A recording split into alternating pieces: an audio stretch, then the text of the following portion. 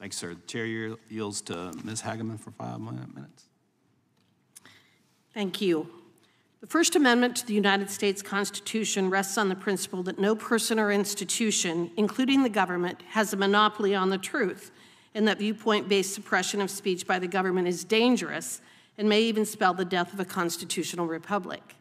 Under the First Amendment, the government has no power to restrict expression because of its message, its ideas, its subject matter, or its content.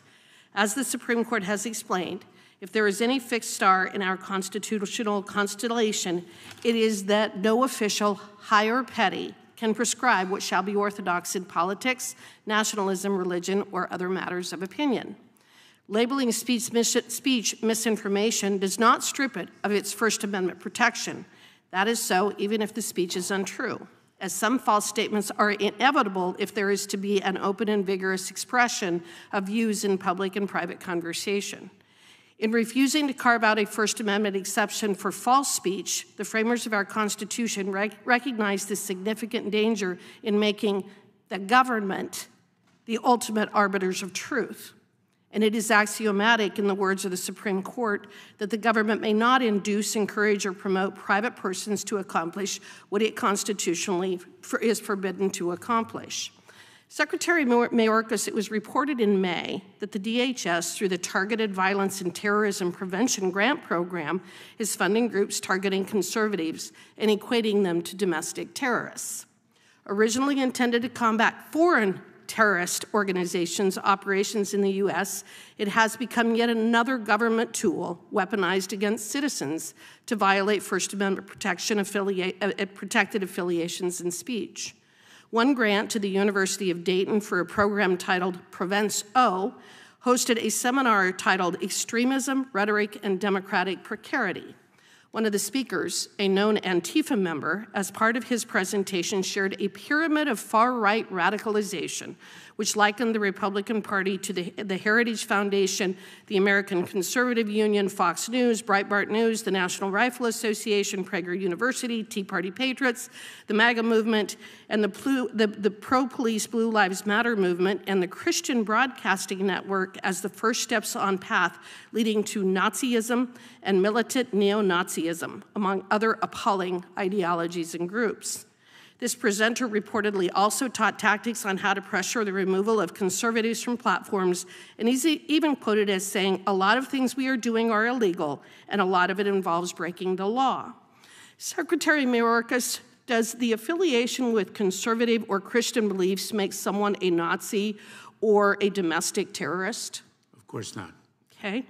Then if that's so, why is your agency targeting Americans who are Christians and conservatives? We are not. Okay.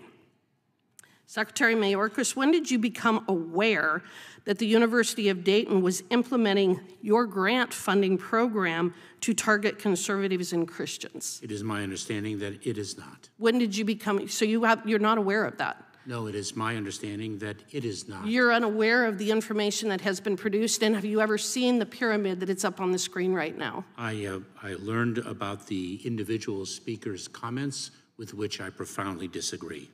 Okay, so when did you find out about the speaker's comments? I don't quite recall, Congresswoman. All right, well, you know what, Mr. Mayorkas, I actually really want to thank you as well for coming here today, for your performance. I have watched with absolute fascination as you have danced and dodged and lied. Yes, lied. We know you've lied, you know you've lied, but more importantly, the American public knows that you lied throughout your testimony today. And yet you believe that you and your fellow architects of the censorship industrial complex think that you should be able to determine what is and isn't true, and what is and isn't untrue. You are the walking, talking epitome of the very tyrant that our forefathers recognized would gravitate towards government service. And it is because of people like you that they drafted the First Amendment. I thank them for their foresight. I thank them for recognizing that you and people like you would do everything in your power to control speech, to control freedom, to take away our rights. And they've written a document that isn't going to allow you to do that. Unfortunately, we still have courts and judges who recognize that you don't have the power that you are attempting to take, that you do not have the right to limit our freedom of speech, our freedom of association, our right to communicate. Thank God we have the First Amendment so that we can stop you from doing what you've been doing. With that, I yield back. Your accusations are false.